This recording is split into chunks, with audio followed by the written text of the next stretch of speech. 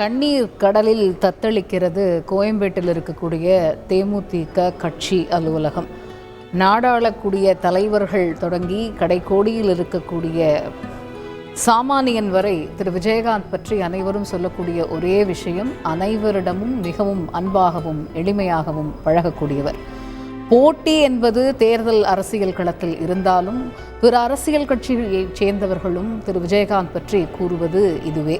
அனைவரிடத்திலும் மிகுந்த அன்போடும் மரியாதையோடும் பழகக்கூடியவர் திரு விஜயகாந்த் என்பதே அனைவரும் இவர் பற்றி சொல்லக்கூடிய ஒரு விஷயமாக இருக்கிறது. சாமானியனை பொறுத்தவரையில் எப்போ போனாலும் அலுவலகத்துக்கு எப்போ போனாலும் அவரை பார்க்க முடியுமோ பார்க்க முடியாதோ, எங்களுடைய வயிறு நிரம்பிடும், சாப்பாடு போட்டுருவாங்க, இந்த மாதிரியான எல்லா விஷயங்களுமே அவரை பற்றி கேட்க கேட்க வியப்பாக இருக்கிறது.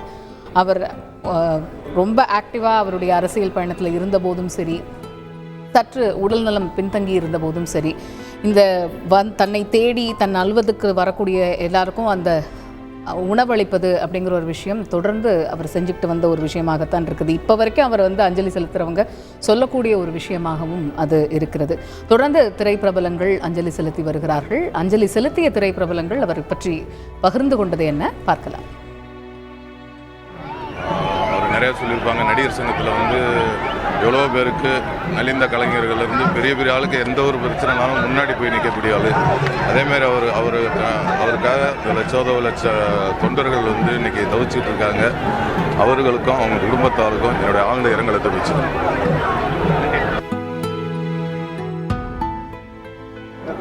சினிமாவில் கிட்டத்தட்ட ஒரு 56 புதிய இயக்குநர்களை உருவாக்கி இன்னைக்கு பல பேர் பல முன்னணி இயக்குநராக உயர்ந்ததுக்கு கேப்டன் விஜயகாந்த் அவருடைய அந்த தண்ணீரெல்லாம் அர்ப்பணிக்கவே காரணம்.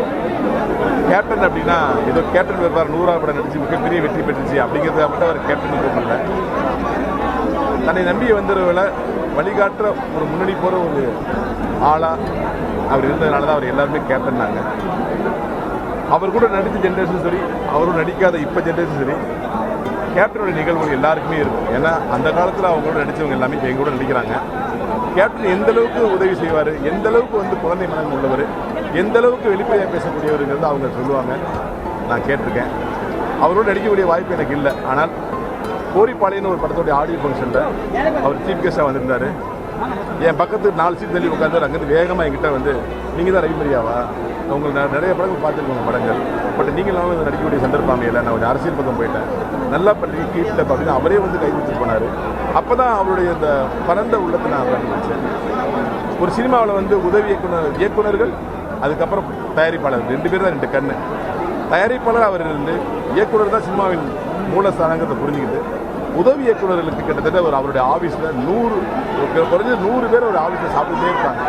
உதவி இயக்குநரின் பசி போக்குறது கேப்டன் விஜயகாந்த் அவர்கள் இந்த காலம் உள்ளவரை, இந்த பூமி உள்ளவரை தமிழர்களால் நேசிக்கப்படுவார்.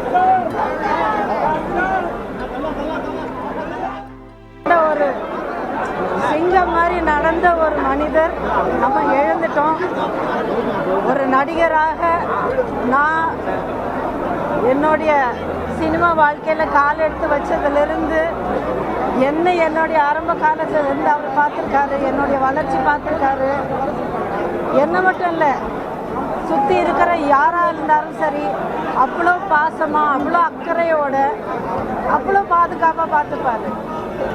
யாராவது உதவி கேட்டு வந்தாலும் இல்லைன்னு சொல்லி அவர் திரும்பி போனது இது வரைக்கும் எனக்கு தெரிஞ்ச விஷயம் எதுவுமே இல்லை. வாழ்க்கையில் எந்த துறையில் எந்த ஒரு ஸ்டெப் எடுத்தாலும் அதில் வெற்றி அடைஞ்சிருக்காரு. மக்களுடைய மனசில் சினிமா ரீதியாக இருந்தாலும் அரசியல் ரீதியாக எதுவாக இருந்தாலும் தமிழர்களுடைய மனசில் ஒரு நீங்கா இடம் அவர் பெற்றிருக்காரு.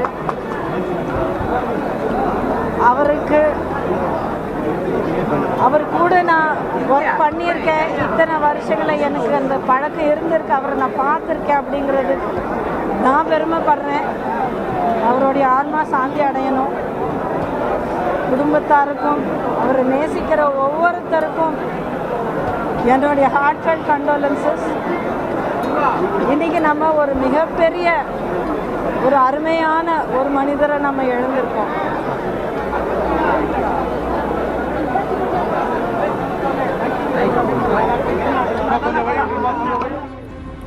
இன்னைக்கு நம்ம விஜய் அவர்கள் தவறிட்டார். விஜயன்றவர் விஜயகாந்த் அவர்கள் ஒரு சிறந்த மனிதர், மனித நேயமுள்ளவர், ஒரு நல்ல தலைவர், மக்களை உபசரித்து போகிறவர்.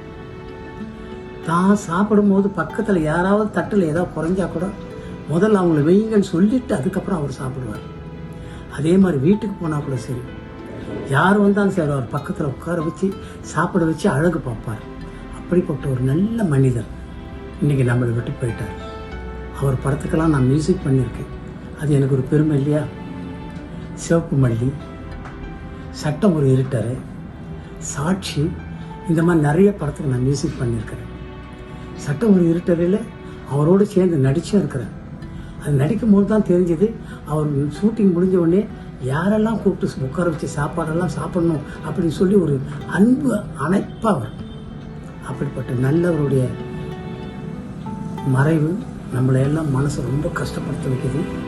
அவர் ஆத்மா சாந்தி அடைய நம்ம எல்லாரும் பிரார்த்திப்போம். அவர் குடும்பத்துக்கும் அவர் தெய்வமாக இருந்து அந்த குடும்பத்தையும் அவர் காப்பாற்றணும். அவர் எல்லாருக்கும் வேண்டியவர்.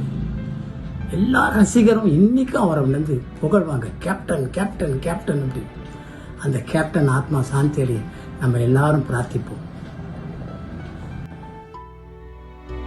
கேப்டன் என்று அனைவரும் அழைப்பதற்கு ஏற்றவாறு அனைவருக்கும் உதவுவதிலும் அதே போன்று ஒரு தலைவனாக இருப்பதிலும் அவர் நிச்சயமாக கேப்டன் தான் என்று அவரோடு பழகிய திரை பிரபலங்கள் தொடர்ந்து சொல்லிக்கொண்டு இருக்கிறார்கள்.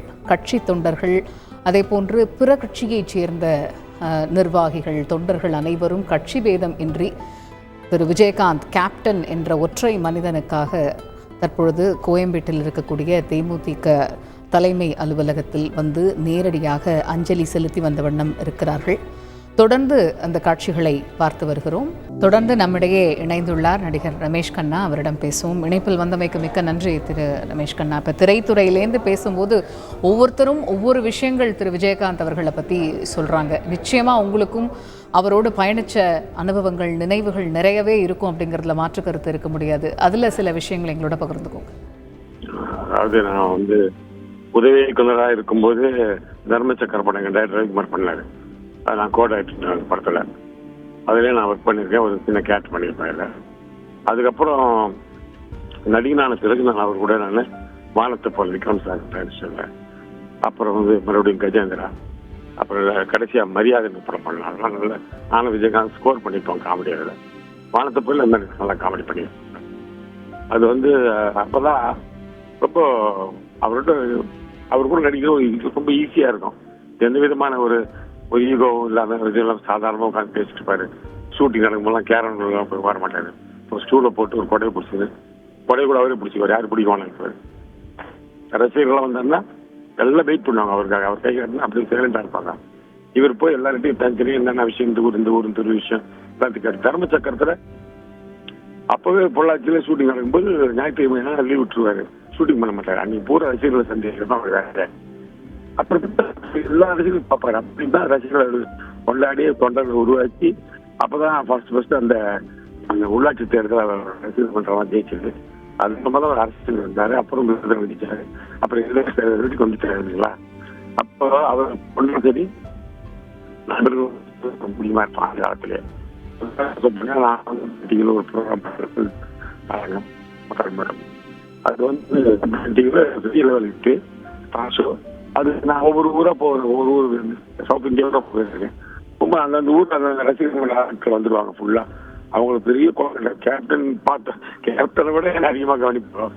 எங்கள் அண்ணன் ஆளுங்க நீ வாங்க சொல்லி பேசுவாங்க. அப்படி பழகிருக்காங்க. அதனால் வந்து அதே மாதிரி ஒரு டைரக்டர் உருவாக்குறதா சரி, அதெல்லாம் ரொம்ப உங்களுக்கு தெரியும். டிப்பெல்லாம் அப்புறம் கொடுத்து பயப்படுவோம். வேணாம்ப்பா அப்படி வருவோம். ஆனால் மட்டும் தைரியமாக எல்லாரும் கொடுத்து நிறைய டிஎஸ்டி ஸ்டூடெண்ட்ஸ் வந்து டைரக்டர் ஆகிட்டாங்க. உதாரண உதயகுமார் சார், செல்வமணி சார், நிறைய அந்த இல்லாத டைரக்டர் ஒரு உருவாக்கியிருக்கிறாரு. அப்படி ஒரு பரந்த மனப்பான்புள்ள ஒரு மருத்துவம் நினைப்பேன். அதே மாதிரி சினிமாவில் வந்து ஈகோவோட பழக மாட்டது, ஒரு நல்லா பண்ண மாட்டாரு. எங்க வேணா பார்த்து எங்க வேணா பேசுறேன், எப்படி வேணா பேச மாட்டேன். உதாரணம் நான் அசிஸ்டன்ட் சரி, பிரச்சனை பிடிக்கிற ஃபோன் பண்ணி போட்டு அந்த பிரச்சனை உடனே சால்வ் பண்ணுவாரு. அசை பண்ணாமா அப்படின்னு பண்ண மாட்டாரு. அந்த மாதிரி குணம் நிறைய விஷயம் நடிகர் காலம் நடத்திருக்காரு. இன்னும் சொல்லப்போன டிவி போராட்டத்துக்கு எங்களெல்லாம் பத்திரமா கூட்டு போய் நான் விஜய் எல்லாமே போகல, பத்திரமா கூட்டு போய் ஒன்று சேர்க்கிற பொறுப்பு அவர் எடுத்துக்கிட்டேன். நியாயமா அவர் தான் எல்லாரும் அவரு எடுத்தோம், அவர் தான் ஏற்றி விட்டு பார்க்கணும். அவர் எங்களுக்கு பார்த்து வேலை செய்வாரு. போய் ஆட்டி பார்ப்பாரு. அந்த ஸ்டாலின் கிடக்கும்போது முதல்ல சாப்பாடு இரவுல மதுரை பூரா அலைஞ்சி எல்லாரும் சாப்பாடு பொட்டில் வாங்கி வந்து எல்லாரும் ட்ரெயின்ல கொடுத்தாரு. அதெல்லாம் யாருமே அந்த ஒரு பொறுப்புணர்ச்சி என்னதான் ஒரு பேர் வச்சிருக்காரு. ஏன்னா நினைச்சதா இல்லை, அவர் ஆளுமே அவர்கிட்ட எந்த விஷயமானாலும் சரி நேருக்கு நேராக பேசுவாரு. உள்ளத்தில் வச்சு பேச மாட்டாரு, எந்த காலத்தையும் பேச மாட்டாரு. அது மாதிரி ஒரு தைரியமான மனிதர் அவரு. அவர் இழந்தது சினிமா உலகத்துக்கு இழப்பாளர் இருந்தாலும் தமிழக அரசியலுக்கும் பெரிய இழப்பு தான். ஏன்னா அவர் எதிர்கட்சி தலைவராக இருந்தாலும் உண்மையே எடுத்து வைக்கிறது ஸ்ட்ராங்கா இருப்பாரு, பயப்பட மாட்டாரு. அம்மா இருக்கும்போதே அவர் வந்து கலைஞருக்கு தானாக கொடுத்து பெரிய ஆரம்பிச்சாருங்களா. யார் மற்றவங்களாம் கொஞ்சம் பயப்படுவாங்க, அவர் பயப்படல. அவர் நியாயமான தெரிவாரு, நியாயமா பேசுவார். யாரையும் அவர் வந்து கேள்விகள் கேட்டால் அந்த இடத்துலயே பதில் சொல்லுவார். நீ வந்து இதுக்காக கேள்வி கேட்கறேன் அப்படின்னு. அந்த மாதிரி ஒரு தைரியமான மனிதர் அவர் ஃபேமிலியும் சரி, அவங்க அம்மா மேடம் சரி, சுதீஷ் எல்லாருமே எங்க வீட்டு 3வது தெரு தான் இருக்கிறாங்க. சங்கரம் ரோடு கடையில் ஓரத்துக்கு நின்று இளநீங்க சாப்பிட்டுட்டு இருப்பேன். காரில் வருவாரு. எனக்கு தெரியாது விஜயகாந்த் சார் கார் தானே, ஏன்னா கொடி இருக்கணும். டக்குன்னு கார் நின்றுட நிற்கிறாரு, பார்த்தா கனடியா இருக்குது. ஏறிக்கிட்டு என்ன ரமேஷ் நிற்கிற என்ன பிரச்சனையா அப்படின்னு. ஐயோ ஒண்ணு இல்லை, இளநீ சாப்பிட்றேன் சிரிச்சுட்டு சொல்லலாம். எதா இருந்தாலும் பார்த்துக்க அப்படின்னு பார்த்து மற்றவங்களாம் அப்படி அவசியம் இல்லையா, அன்னைக்கு பார்த்து போகலாம். ஒருத்தர் நிக்கிறாரு, நம்ம சினிமா ஆளுன்றது அந்த அக்கறை அவருக்கு தேவையில்லை இல்லை. அப்ப அந்த அளவுக்கு எல்லாருமே ஒரு அக்கறை உள்ள ஒரு மனிதர் அவர் இழந்தது வந்து சினிமாவுக்கும் அரசியலுக்கும் எல்லாருக்குமே பெரிய இழப்பு. அதை ஈடு செய்யவே முடியாது, நிச்சயமா முடியாது. நன்றி திரு ரமேஷ் கண்ணா. இணைப்பில் வந்து திரு விஜயகாந்த் அவர்களோடு உங்களுடைய அந்த நினைவலைகளை எங்களோடு பகிர்ந்து கொண்டமைக்கு மிக்க நன்றி. திரு ரமேஷ் கண்ணா அவர்கள் கூறியது போல நிறைய பேர் கூறினார்கள், இந்த கேரவன் கலாச்சாரம் அப்படிங்கிற ஒரு விஷயத்தை வந்து அவர் அறவே தவிர்த்தார். எல்லோரோட ஒரு ஷூட்டிங் ஸ்பாட் வரார் அப்படின்னா அந்த நடிக்கக்கூடிய எல்லோரும் தொழில்நுட்ப கலைஞர்கள் எல்லோரோடையும் அமர்ந்து உட்காந்து பேசணும், எல்லோரோடையும் அமர்ந்து உட்காந்து சாப்பிடணும், இது போன்ற ஒரு விஷயத்தை தான் அவர் விரும்பினார் அவர் நடிக்கக்கூடிய திரைப்படங்களில் அப்படிங்கிறது தான் அனைவருமே அவரோடு பழகியவர்கள் சொல்லக்கூடிய ஒரு விஷயமாக இருக்கிறது. நாங்க எல்லாரும் பாசத்தோட கூப்பிட்டுக்கிட்டு இருந்த கேப்டன் விஜயகாந்த் சார் இன்னைக்கு நம்ம கூட இல்லைன்ற செய்தி வந்திருக்கு. நான் வந்து பெங்களூர் ஷூட்டிங்ல இருக்கேன், ஆனா என் மனசெல்லாம் அங்கதான் இருக்கு. ஏன்னா என் வாழ்க்கையில வந்து ஒவ்வொரு நடிகருக்கும் அவங்களுடைய வளர்ச்சிக்குன்னு சொல்லி சில பேர் இருப்பாங்க. என்னுடைய வளர்ச்சிக்கு விஜயகாந்த் சார் இருந்தார். நல்லா நடிக்கிற, சின்சியரா பண்ண அப்படின்னு நிறைய அட்வைஸ் கொடுத்தார். இன்னைக்கு அதை பத்தி சொல்றதெல்லாம் வந்து வேஸ்ட். ஆனா ஒரு மனிதரை பற்றி நல்ல விஷயங்கள் பேசும் பொழுது அது நடிகர்களாக இருந்தாலும் சரி, தலைவர்களாக இருந்தாலும் சரி, சேவை செய்தவர்களாக இருந்தாலும் சரி, அவங்கள பத்தி பேசும் பொழுது ஒரு சில விஷயங்கள் வந்து மிகைப்படுத்தலோட பேசுறதுன்றது ஒரு வழக்கம், ஒரு மேடை நாகரிகம் கூட. ஒரு ஸ்டேஜில் உட்கார்ந்துருக்கும் பொழுது அவரை பத்தி பேசுங்க அப்படின்னு ஏதாவது சொன்னாங்கன்னா அது நம்ம பேசுறது வந்து வழக்கம். ஆனா கேப்டன் பொறுத்த வரைக்கும் கேப்டனை பத்தி நம்ம பேசினது, எல்லாரும் பேசியிருக்கிறது இது வரைக்கும் ஒரு 20% தாங்க. அவர் பண்ணியிருக்கிற அவ்வளவு தர்ம காரியங்கள், நல்ல விஷயங்கள், இதை பத்தியெல்லாம் சொல்லணும் அப்படின்னா ரொம்ப சிரமம். ஒருத்தருக்கு முழுசா தெரியாது அவர் எவ்வளவு நல்லது பண்ணியிருக்கிறாருன்னு. அவர் ஃபைட்லாம் நேர்ல பார்த்திருக்கேன். என்ன ஸ்ட்ராங்கான ஒரு பர்சனாலிட்டி. இன்னைக்கு அவர் இல்லைன்னும் போது மனது ரொம்ப கஷ்டமா இருக்கு.